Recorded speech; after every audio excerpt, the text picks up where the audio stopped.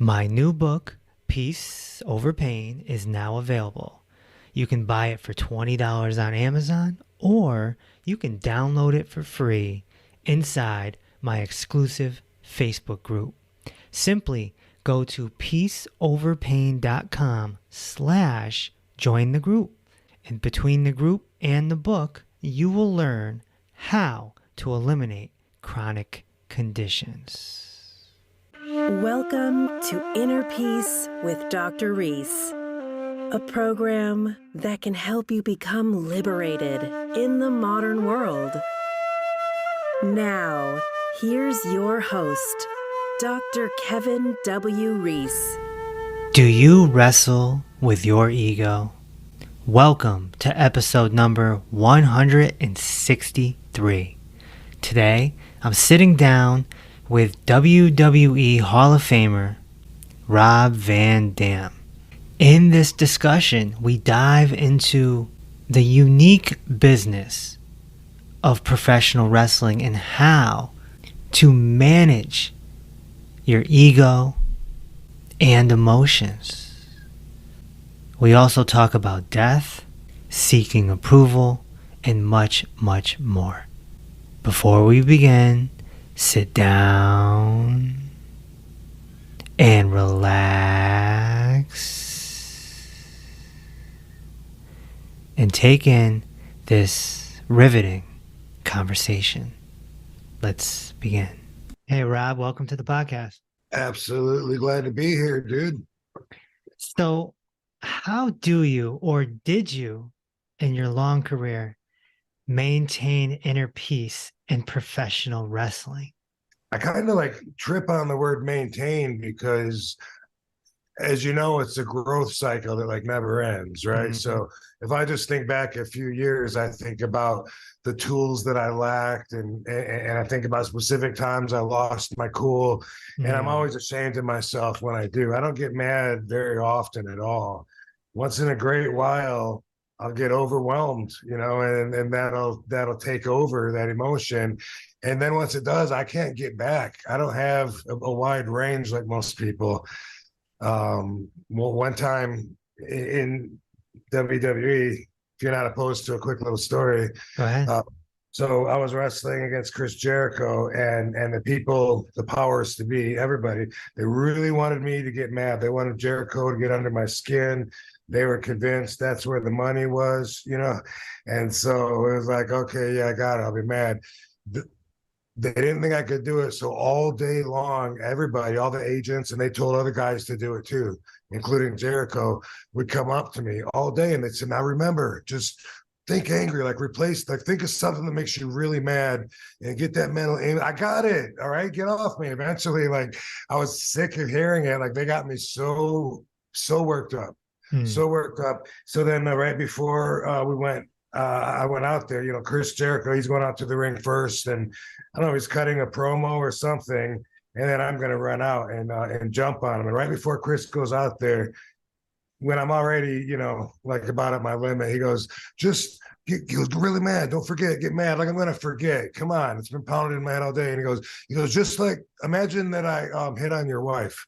And that was like not the right thing to say to me, in my opinion. I was offended by that. Like, you mother. So I went out, he's out there talking on the mic. When it was time for me, I went out there, bam, bam, I punched him in the face. I wasn't holding back. I was bam, bam, punched him down, frog splashed him.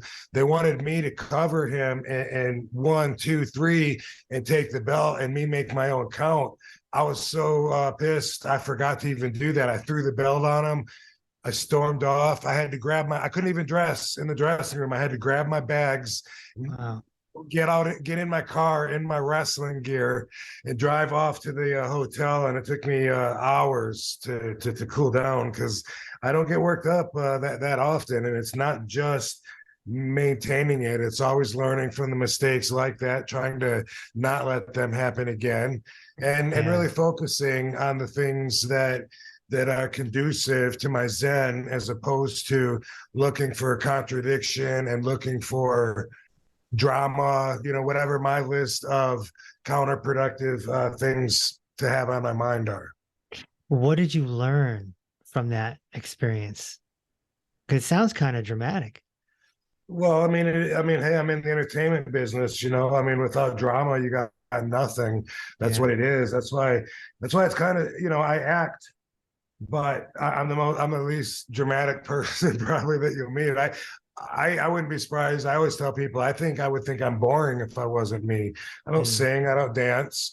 I observe, I watch people, and I try to um I try to rise above always. You know what I mean? I'm yeah. observant with the social awkwardness of communication, and I have my own values, so I do see when that's someone comes up and they're just bullshitting, then automatically it's like, well, this guy's not like me. I happen to have a lot of respect and being genuine and being honest. I'm the most honest person that I know. Sometimes that gets me into trouble, but overall I respect it about myself, and that's something that I think if a lot of people had that quality and respected themselves, I think overall they could vibrate at a higher level, a higher Mm, frequency, which makes them a better person. It exudes as in that energy out there. People will perceive them in that manner and return it. A lot of people live with guilt.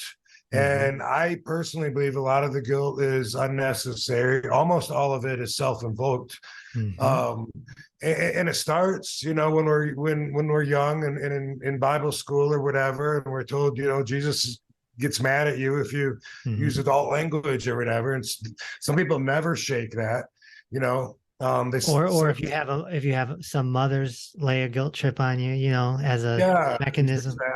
there's school, the all Teachers. adults. Oh yeah, it's it.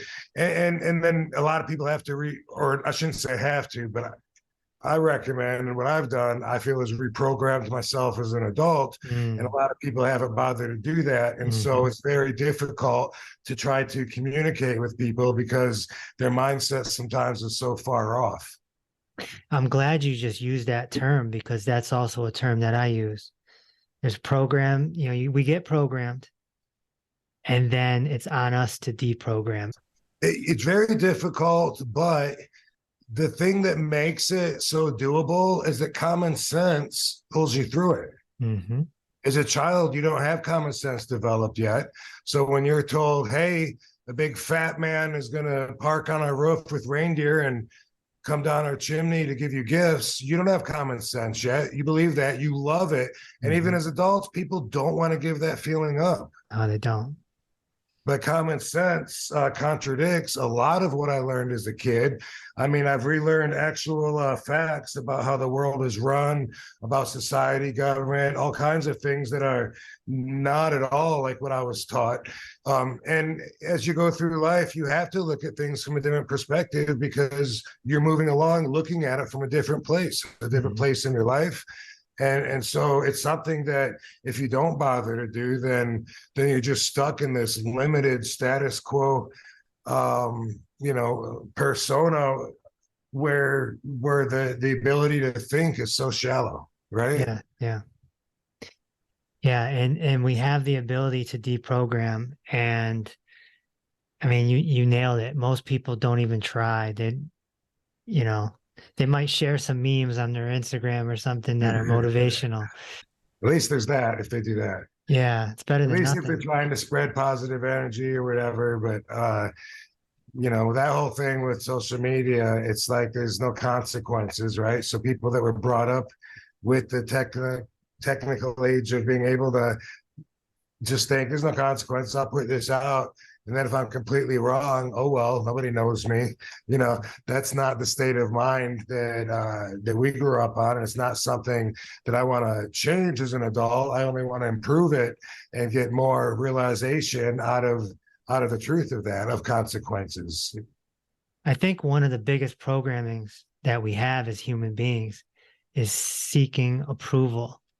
And Yes, it starts with mom and dad, and then it goes into school, getting good grades. High school, there's that feeling that maybe you want to be popular, or if you're kind of a smart kid, you want the good grades, whatever it is, or your football, you want to do really good. There's that approval. absolutely. Professional wrestling is all about approval. Your job is to quote unquote get over with the fans. Yeah. That's approval. Yeah. Even if you're a bad guy and they're booing you, that's approval. Yeah. That's It's no, deep. That's deep. There's it layers to is, that. but actually, I mean, it's also, I think, in a lot of ways, not different than many other jobs where whatever your job is, you want the powers to be that have the job, the ability, the position to hire you, to give you a good position, to move you forward in your job, whatever it is that you want. You want to get their approval. You know, in my job, it takes getting the crowd's approval in order to get the higher ups approval, and that may be an extra layer, like you said, but really overall in life, I mean, if you, and not everybody wants to be the best at what they do. A lot of people are fine with just coasting by, and Yeah, they're that's their, content. Yeah. yeah.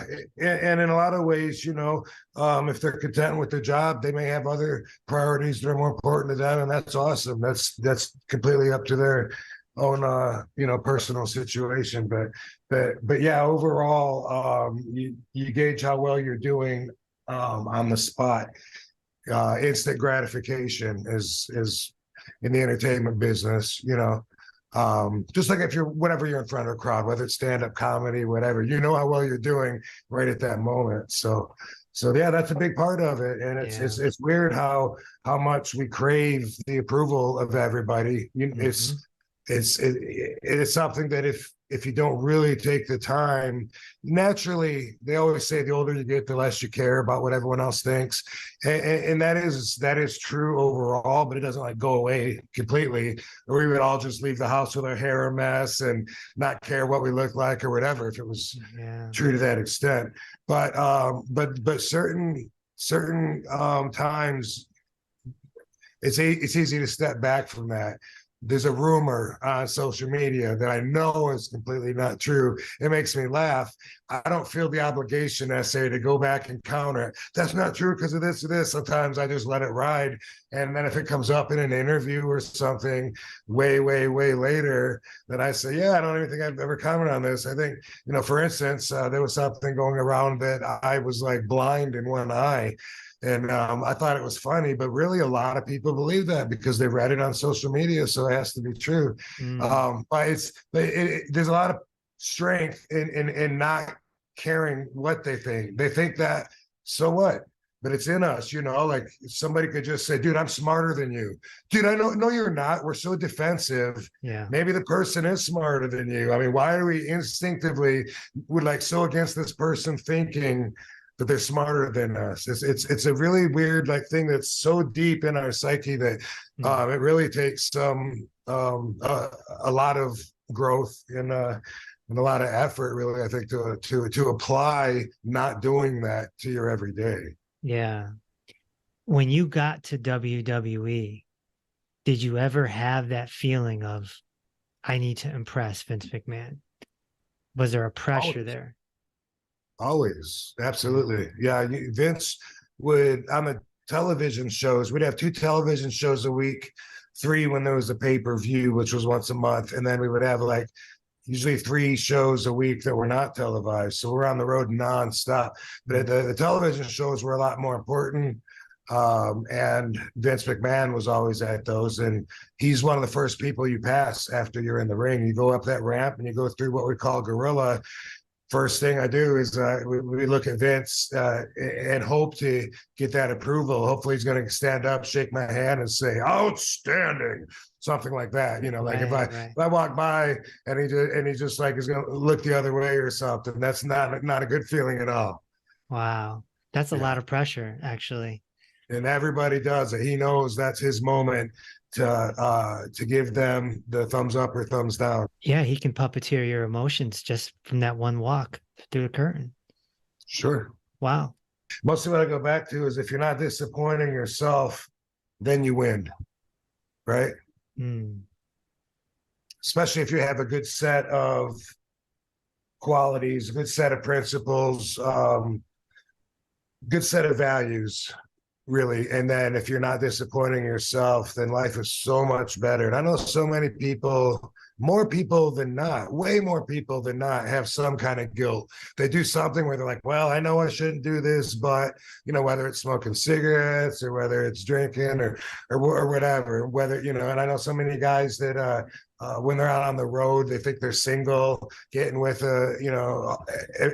girls and whatever they can, and then they go home and then they're like with their wife and kids and like that. I feel like, man, your family doesn't even really know the real you.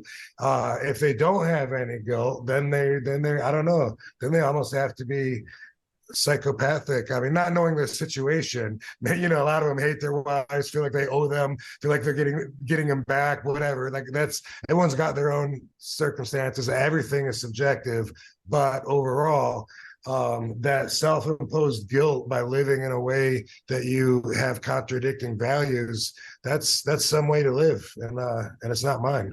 Right. So professional wrestling is, in my view, like the most unique business there is. It is different. There's so many layers